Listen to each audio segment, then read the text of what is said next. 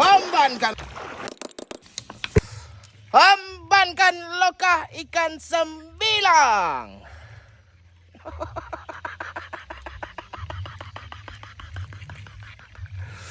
Lah mengamban lokah ikan sembilang pula engkau lagi Tan. Jadi wak cerita hari ni kita pasang lagi wak lokah ikan sembilangnya wak. Dan ini umpannya wak, ada ikan sarden, siput berongan, ada juga rama-rama wak.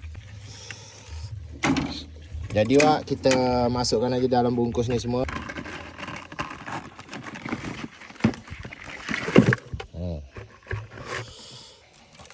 Wak kita bungkus semua wak.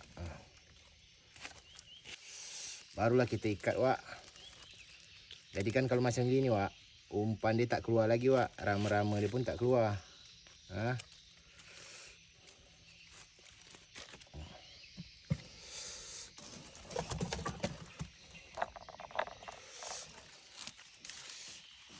Dia hambankan umpannya wak.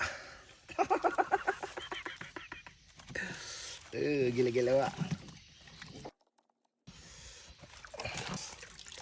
Hambankan lokahnya wak.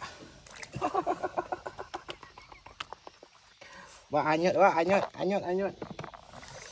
Setelah ngebug wak.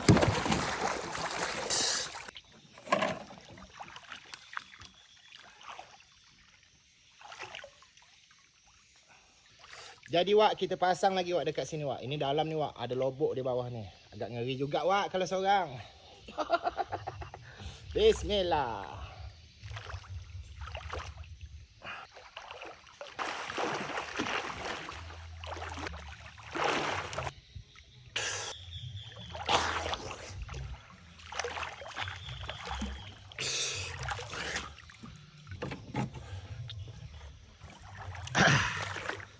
Jadi wak kita kasih tanda dulu wak supaya kita angkat nanti tidak ragu lagi wak.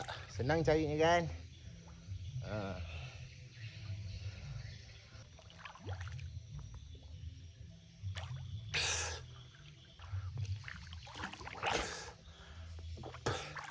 Sudah siap kita pasang wak. Jadi kita angkatnya 3 hari 3 malam wak baru kita angkat.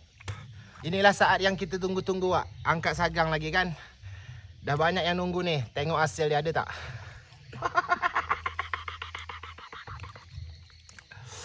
Gila wak ai. Jadi wak sudah siap kita pasang lokah. Rencana kan nak angkat sagang ni. Cuba tengok wak sagang. Terkering wak 1 2 3 4. Banyak terkering wak. Jadi kita tunggu air dalam aja nanti wak baru angkat.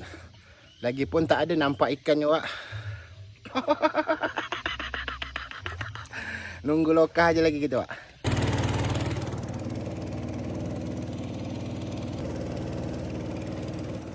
Pakai hidup mesin aku wak. Tak telak lagi berkayu. Jauh juga wak.